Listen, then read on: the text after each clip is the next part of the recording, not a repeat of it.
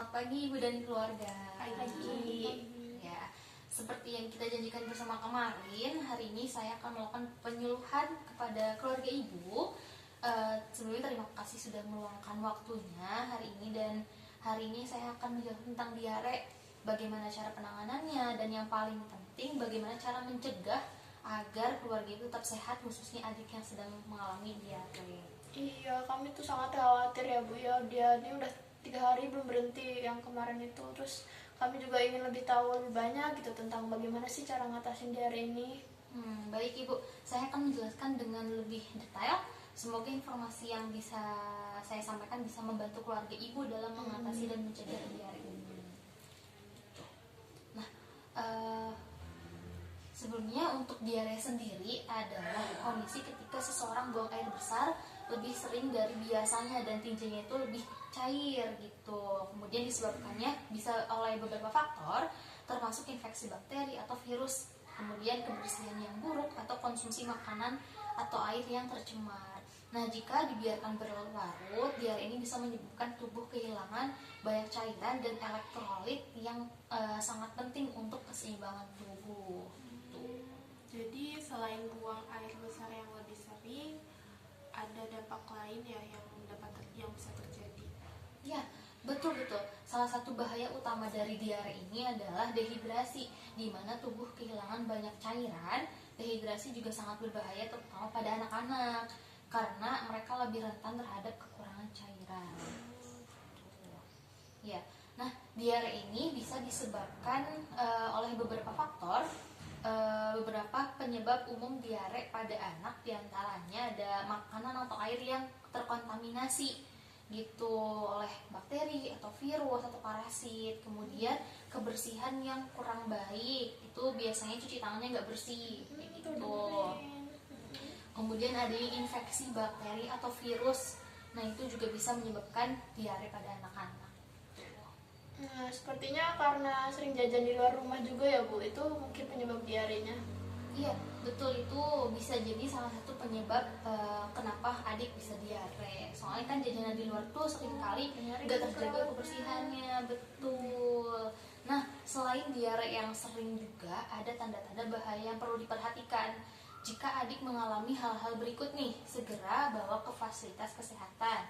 Nah, diantaranya satu, dehidrasi, itu tadi kan kekurangan cairan. Nah, itu biasanya ditandai dengan mulut kering, mata cekung, kulit kering dan tidak elastis, kemudian jarang buang air kecil, kemudian adanya demam tinggi di atas lebih dari 38 derajat Celcius, kemudian adanya muntah yang terus menerus karena kan kehilangan cairan juga ya. Nah, itu memperburuk dehidrasi gitu.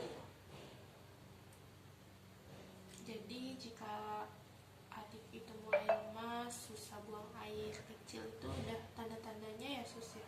Tanda bahaya gitu ya? Iya, betul. Jadi itu bisa ditanda bahwa adik itu mulai kekurangan cairan. Nah, maka dari itu sangat penting untuk memberi cairan yang cukup melalui oralit atau air putih. Gitu. Nah, untuk penanganan atau mengatasi diare pada keluarga ibu dan mencegah dehidrasi ada beberapa langkah nih yang bisa dilakukan. Yang pertama ada pemberian oralit. Nah, oralit sendiri itu cairan yang mengandung garam dan gula. Nah, yang berguna untuk mengganti cairan dan elektrolit dalam tubuh. Kemudian bisa dengan makanan ringan yang mudah dicerna, dan hindari makanan yang berminyak, pedas atau berat karena itu bisa memperburuk diare. Ya, terus yang ketiga, jaga kebersihan, ini yang paling penting gitu. Soalnya pastikan juga anak-anak tidak makan makanan yang tidak terjamin kebersihannya, dan diajarkan juga untuk cuci tangan dengan benar. Iya, udah sih. Terus apa ada makanan tertentu yang harus dihindari Bu kalau lagi diare gitu? Nah, ada, betul.